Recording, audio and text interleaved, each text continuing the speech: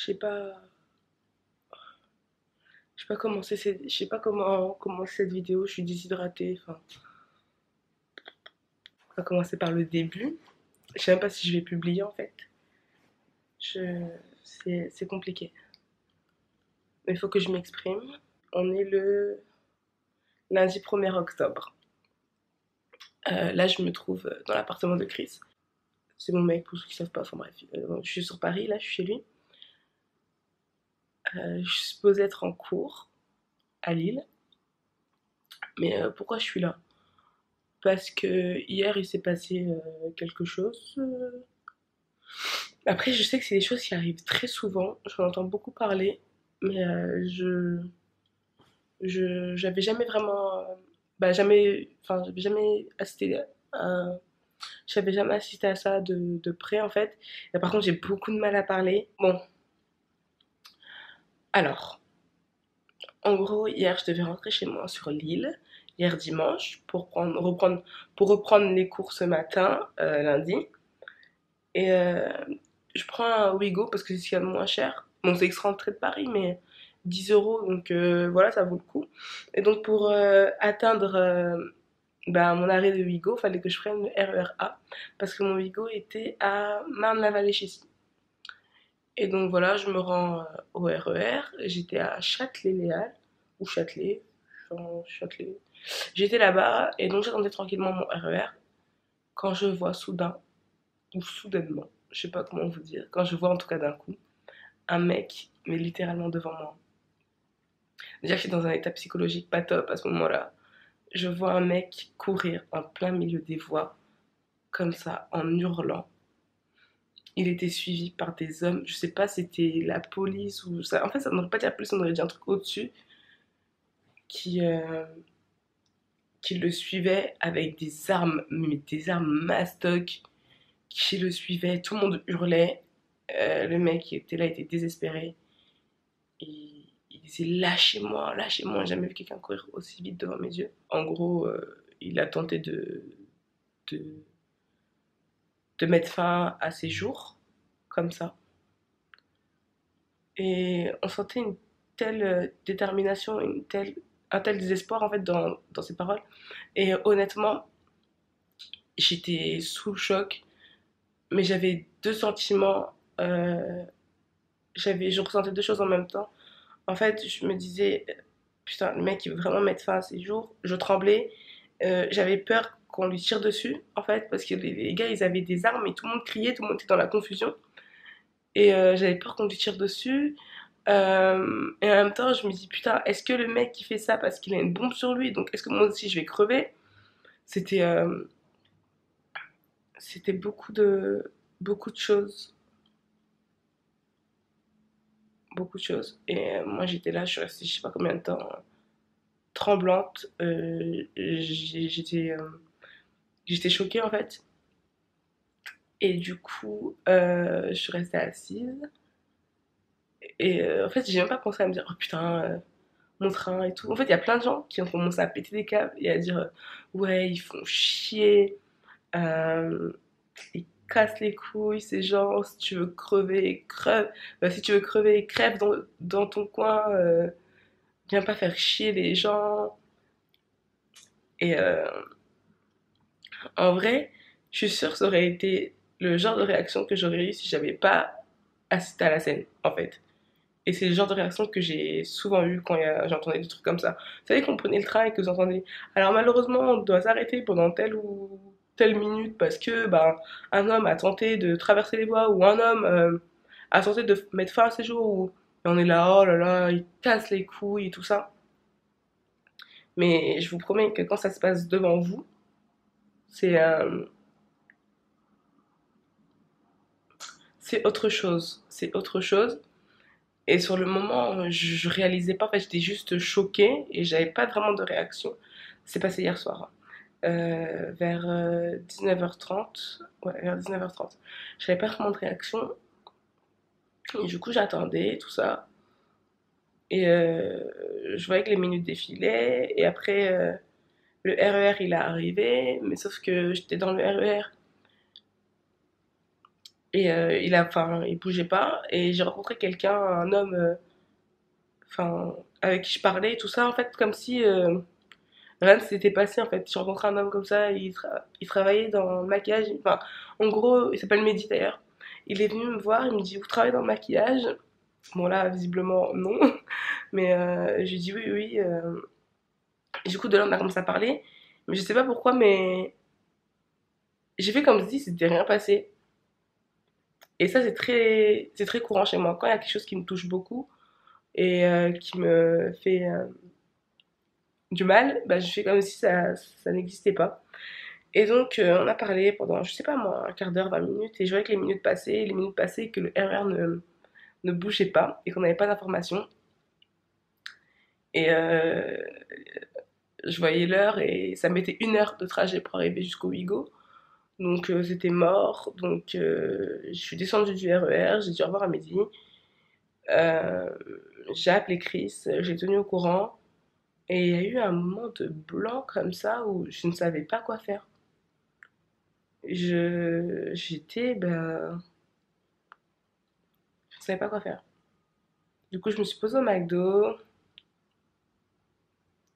j'ai chargé mon téléphone et voilà, j'ai chargé mon téléphone parce que j'avais plus de batterie et je savais même pas quoi penser en fait. Je savais pas si je voulais dormir dehors, si je j'étais perdue. Je me suis même disputée un peu avec Chris parce que je crois que j'avais des réactions trop bizarres quoi. Lui, il comprenait pas vraiment parce que quand j'essayais de lui expliquer, je lui expliquais pas vraiment et lui, il était un peu inquiet et tout ça. Enfin, c'était beaucoup de confusion. Du coup, bah, j'ai repris les transports pour rentrer chez Chris. J'ai pas dormi de la nuit. C'était horrible. Là, je suis fatiguée, je suis cernée. Je sais pas si vous arrivez à le voir. Je suis cernée et voilà. Et pourquoi je fais cette vidéo d'ailleurs? Pourquoi j'allume ma caméra et je parle d'ailleurs? Pourquoi je vous inflige hein, ce visage? Parce que j'ai envie de vous dire que, un, si une personne tente de mettre fin à ses jours, c'est pas pour vous faire chier, vous. Je pense que s'il l'a fait là, dans un endroit public comme ça, c'est peut-être qu'il avait aussi besoin d'aide quelque part, je pense. Et aujourd'hui, je ne sais pas si cet homme-là est mort ou si on a réussi à le sauver. Mais ouais, je suis en train de trembler. Mais j'arrive pas à comprendre comment on peut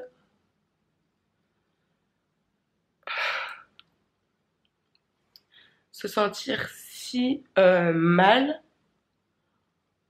qu'on veuille mettre fin à sa vie, à ses jours. Et euh, le fait d'assister à ça, oh, le fait d'assister à ça, ça m'a fait prendre conscience de beaucoup de choses en fait, mes amours. Ça m'a fait ah putain, cette vidéo est tellement glauque, mais bon bref.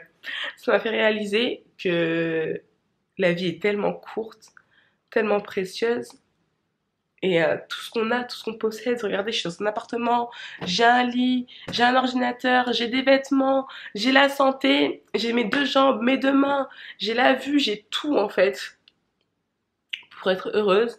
Je vis dans un pays où j'ai accès à tout et, euh, et on se rend pas compte de la chance qu'on a.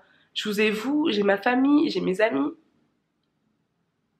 Et en vrai, ça m'a fait un électrochoc.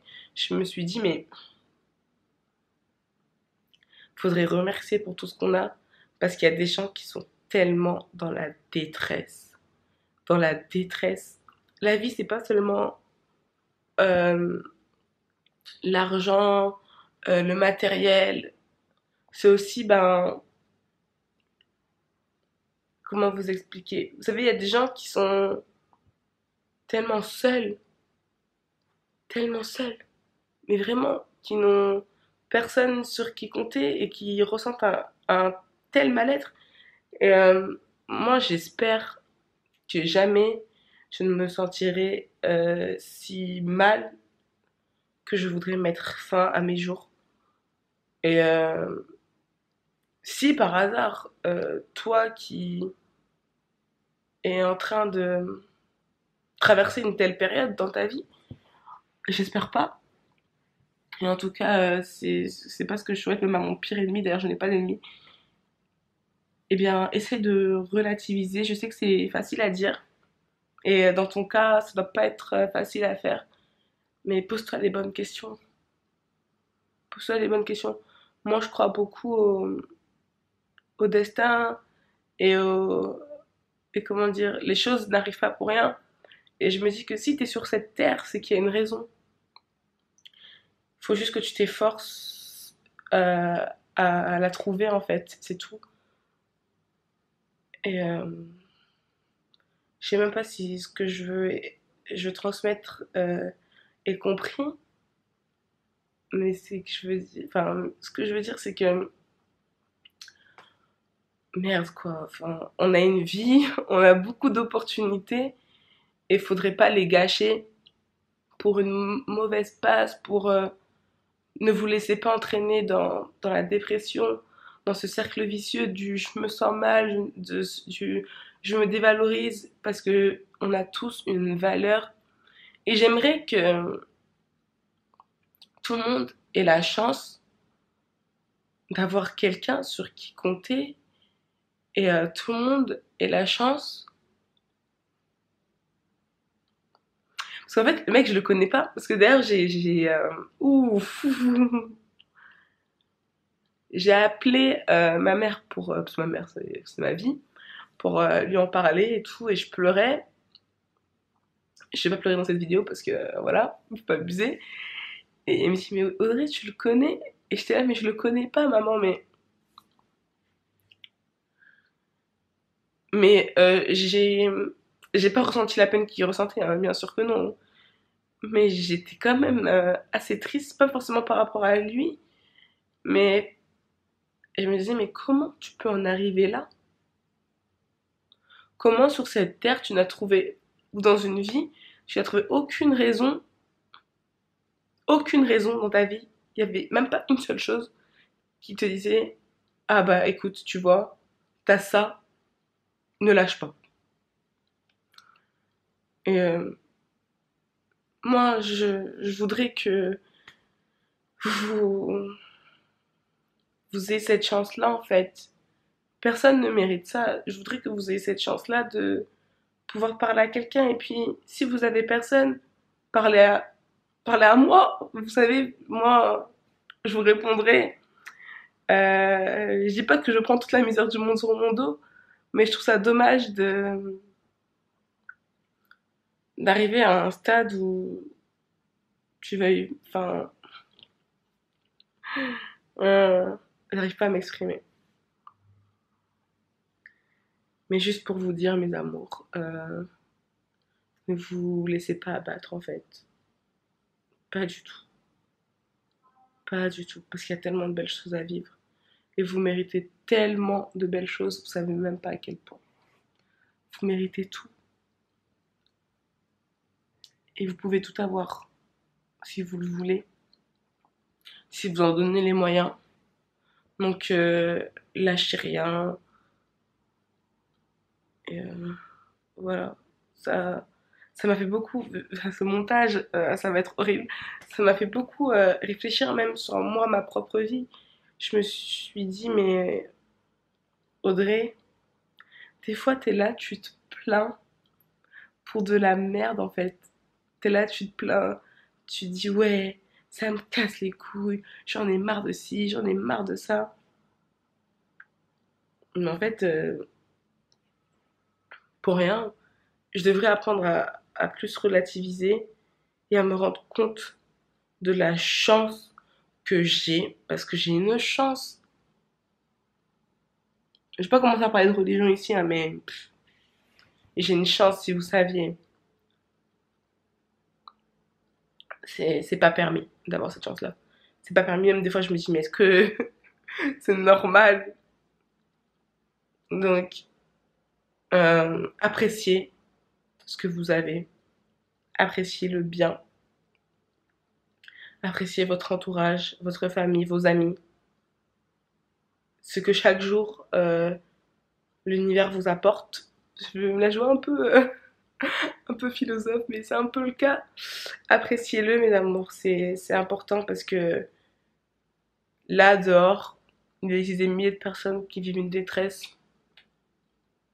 pas possible. Pas possible. Et qui sont dans une solitude. Je sais même pas si ce que je dis là, ça a un sens. Je dois avoir les lèvres super sèches, je suis désolée. Je ne sais même pas si cette vidéo elle va servir à quelque chose, si je vais la publier, mais j'espère que vous allez comprendre le message principal qui est de putain, mais croquez votre vie à pleines dents. Rendez-vous compte de la chance que vous avez. Ne vous laissez pas abattre en fait par la tristesse. Parce que je sais que c'est un cercle vicieux, t'es triste, tu ne veux rien faire, tu te dévalorises. Et dans ton crâne, ça tourne, ça tourne, ça tourne. Et tu te montes la tête tout seul parfois. Et t'en arrives à ce genre de finalité là. Trouvez cette force. Puisez dans vos ressources. Trouvez cette force parce que je sais que tout le monde en est capable. Et n'ayez pas... Je sais pas si on peut appeler ça de la lâcheté que de se suicider. Je sais pas. Je pense juste que c'est une détresse profonde. Mais ayez un peu plus de courage que ça pour affronter la vie. Parce qu'il y a beaucoup à en tirer. Donc voilà mes amours, je sais que c'est pas très gai. Encore une fois, je sais pas si ça va être publié.